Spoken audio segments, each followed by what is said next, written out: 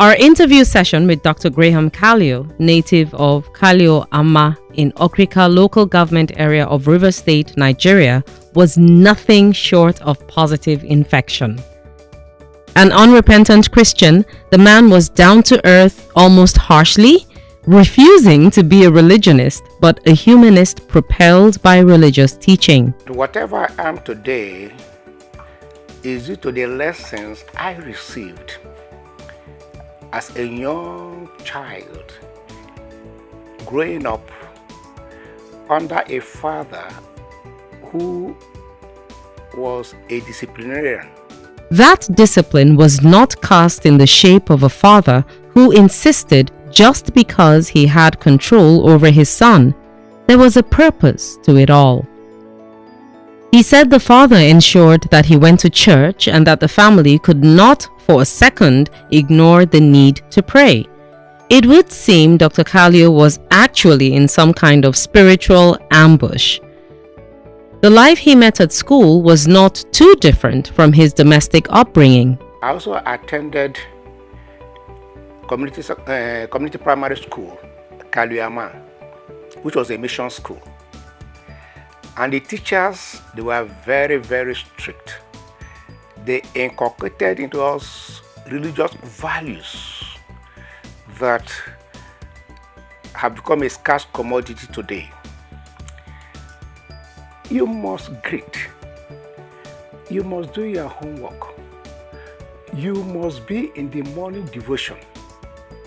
You must recite some of the scriptures. The discipline was so much. You must attend Sunday services or Sunday school because they take down names of those who refuse to attend. And then every Monday morning,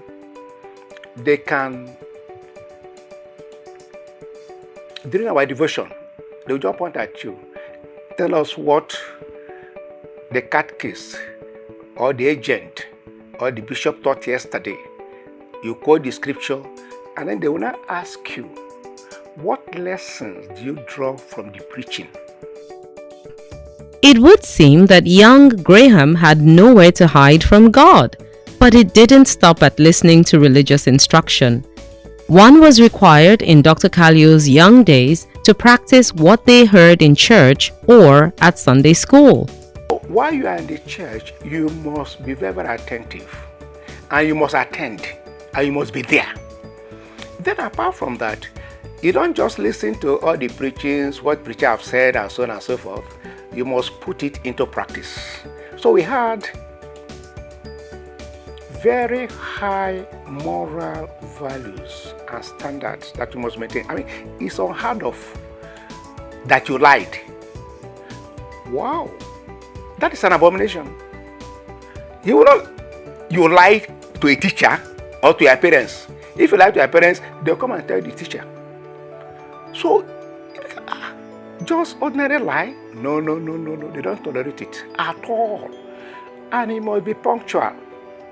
In the school, like in the morning, the school which I attended, primary school, you must go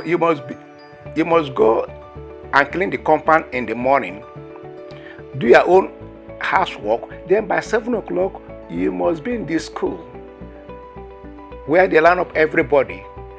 If you don't come in time, if you come late, a minute late, you're in trouble. It's an interesting side to the Spartan discipline they received.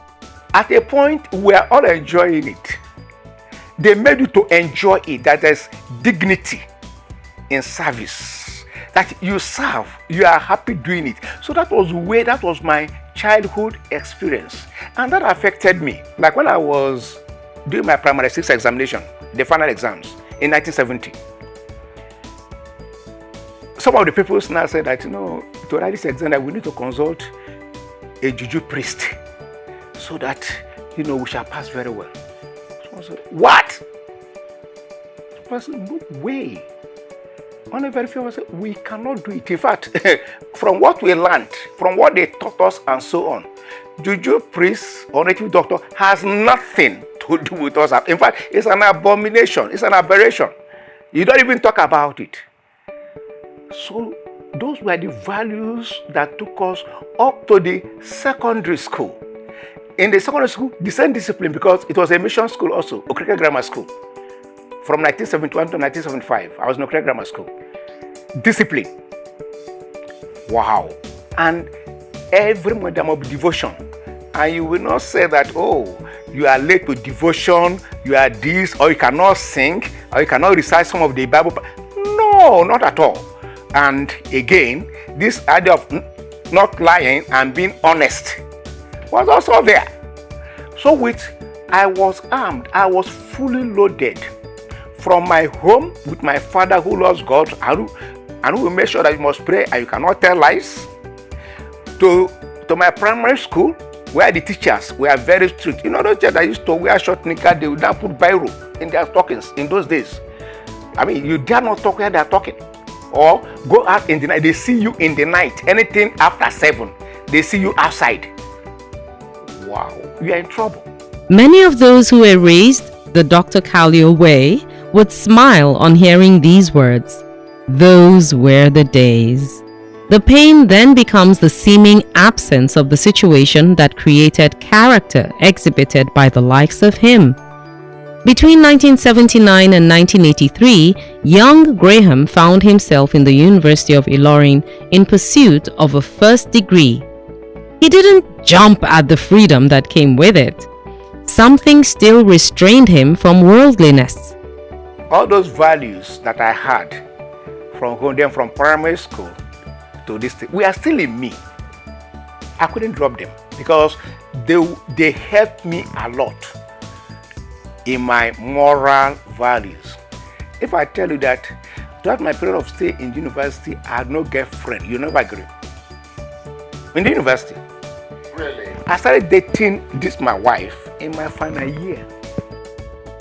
Dr. Kalio told us that he learned to drop like a hot iron whatever did not add value to his life or had the potential of hurting another person. As he gradually wound up, vanity upon vanity, all is vanity, practically dropped from his lips. All this we are amassing that is making Nigeria today to look to be, it's nothing. It's vanity. When the richer man will tell you that at the end of the day that is all vanity, and then you are now amassing things that you keep for your children. If you keep all for your children, what will they labor for again? They will not enjoy anything. How will their life be? How will their life? Yes. Because they don't know the value of labor, they don't know what is in. They will squander it. And at the end of the day, you become a fool. The likes of Dr. Kalio do not completely escape the integrity trial as they journey through life. He got his portion, so to speak, at one of the places where he worked. An explosion which killed some persons happened, and he was asked to blame the fatal incident on staff under him. The rectitude inculcated in him by early religious instruction kicked in. He refused to do that. He paid a price for his stance. Because, you see, in integrity, there's a price to be paid. Oh, you must pay a price. If you don't want to pay the price, like some people will say that if you don't want to eat, don't go near the kitchen. There must be a price to be paid. I lost my promotion. I lost my treatment. He said, "Someone will treat me." Then he wanted to sack some of the staff. I said, no. No way. They did not cause anything. We know what caused the explosion. It's not the staff. It's not nothing. I saved them. I saved their jobs. I would have collected that money. I would have become a multi-billionaire. In fact, I had the day the explosion occurred, they were processing money, 1,000, and I was the only person who have access to it late in the night. I would have just, only one bag would give me 1 billion, and I would have been okay. But I said no. The security man, I said shh, quiet. But let me tell you, my dear brother, today I'm a happy man. We turned our camera to Dr. Kalio's better half.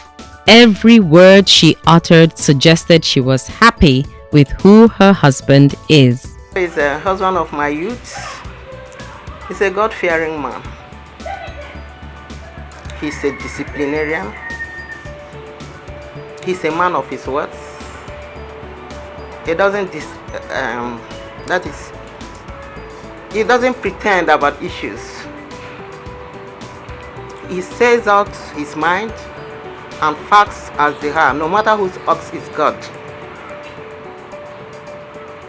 is very bold. And when it comes to standing for the truth, he sticks out his neck. He doesn't mind even if it will take his life. He stands for the truth at every point in time. There was need to see the man through another set of eyes. I've seen a quality in him. I know him as a peacemaker. I know him as a man that likes the society to be progressed. I know him as a man of substance, more